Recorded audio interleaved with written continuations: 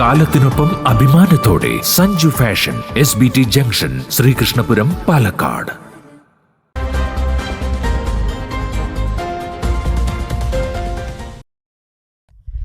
കടമ്പഴിപ്പുറം ആയിരമംഗലം ക്ഷേത്രത്തിൽ കലാമണ്ഡലം സന്തോഷിന്റെ കീഴിൽ പഞ്ചാരിമേളം അരങ്ങേറ്റം നടന്നു.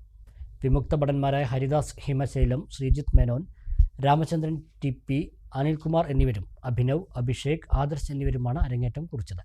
കലാകാരന്മാരെ ക്ഷേത്ര കമ്മിറ്റി ആദരിച്ചു.